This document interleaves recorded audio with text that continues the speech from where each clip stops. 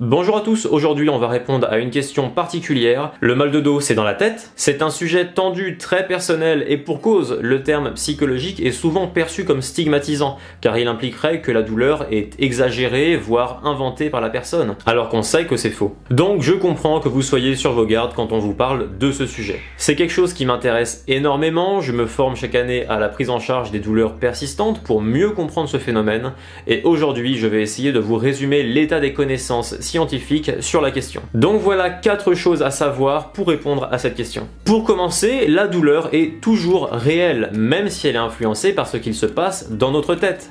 Grâce à l'héritage de notre cher René Descartes, on a systématiquement tendance à séparer d'un côté le corps physique et de l'autre côté l'esprit. Mais c'est pas comme ça que ça marche avec la douleur. Nous sommes humains et nous sommes constamment sous l'influence de nos pensées, de nos émotions, notre culture, nos souvenirs, notre environnement. Et tout cela vient influencer l'apparition et l'intensité de la douleur que vous ressentez. Cela ne la rend pas moins vraie, moins légitime ou moins valide. Ensuite, il n'y a pas de vraie séparation entre la psychologie et la biologie. Et ça, c'est un point vraiment important. Les pensées, les émotions, les souvenirs, etc. voyagent dans votre corps de la même manière que les autres messages, par des influx électriques le long de vos nerfs, dans votre système nerveux, ou encore par des hormones dans votre sang. Encore une fois, ça, on a du mal à le comprendre parce qu'on est vraiment habitué à mettre d'un côté le corps physique, matériel qui lui serait réel, et de l'autre côté le mental, les émotions, la psychologie, qui ne serait pas vraiment réel ou qui compterait moins pour une raison que j'ignore. Pourtant, il suffit de voir dans quel état on est juste avant de prendre la parole en public. Le cœur qui s'emballe, les jambes en coton, la gorge sèche, qu'on vienne pas me dire que les émotions c'est que dans la tête. La peur et la joie viennent autant influencer l'état de votre corps qu'une activité physique. Donc si aujourd'hui vous avez eu au moins une émotion, une pensée, si vous vous êtes souvenu de quelque chose, inquiété à propos de quelque chose, si vous avez ri, vous avez pleuré, si vous avez interagi avec d'autres êtres humains, c'est-à-dire si vous n'êtes pas un robot, cela arrive constamment. À ce point-là de la vidéo, je pense qu'il faut rappeler ce qu'est la douleur. La douleur est une réaction de protection générée par votre corps quand il perçoit une menace et qu'il décide qu'il vaut mieux vous protéger.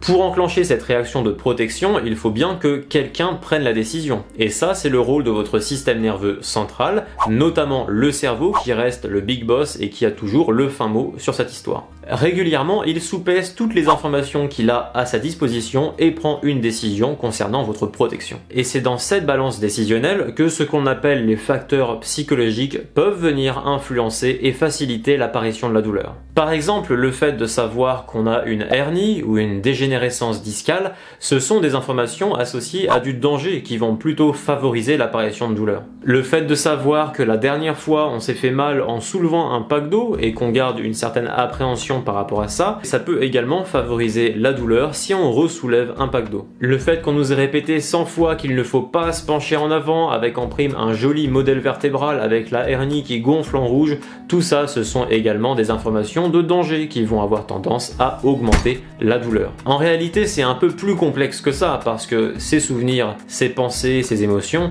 ça change également votre façon de bouger. C'est très difficile de bouger de façon détendue quand on a peur d'aggraver une lésion à chaque mouvement. On vient rajouter des tensions et des contractions inutiles et ça peut participer au problème. On peut aussi rajouter que l'appréhension et la peur peuvent vous faire éviter des choses qui pourraient pourtant vous aider. En définitive, les facteurs psychologiques viennent s'intégrer dans le fonctionnement de l'ensemble du corps, donc ça n'a plus tellement de sens en 2019 de parler de douleur dans la tête ou de douleur psychologique. Enfin, la douleur dépend du contexte. Ça vous est déjà arrivé de faire une randonnée et de vous rendre compte que vous êtes égratigné seulement à la fin? Ou alors d'avoir un joli bleu sur le bras et de ne pas savoir d'où il vient? Deux stimulations peuvent entraîner des sensations très différentes en fonction du contexte, de vos habitudes et de là où vous portez votre attention. Un cuisinier ressentira moins intensément les petites brûlures pendant le travail parce qu'il en a plus l'habitude et qu'elles sont perçues comme moins dangereuses. Le cerveau écoutera davantage les messages venant d'une dent carriée si vous êtes chez le dentiste par rapport à devant un film captivant. Et se faire mal quand on est avec des amis à cause d'une bêtise et qu'on en rigole, c'est bien mieux vécu que si le contexte était plus négatif. Pour résumer, non, Non, le mal de dos n'est pas dans la tête au sens où on l'entend habituellement, ce n'est pas qu'une question de volonté, c'est beaucoup plus complexe que cela. Mais oui, le mal de dos est fortement influencé par ce qu'il se passe dans notre tête. Des facteurs psychologiques qui influencent la douleur, il y en a constamment, et ça ne rend pas la douleur moins vraie ou moins légitime. C'est toujours aussi chiant, qu'on soit bien d'accord. Je voudrais rajouter que cette histoire de facteurs psychologiques, ça n'est pas forcément négatif. Vous avez les mêmes facteurs en version positive, avec la confiance, la résilience, avoir des surprises positives, se sentir capable de maîtriser les situations à problème.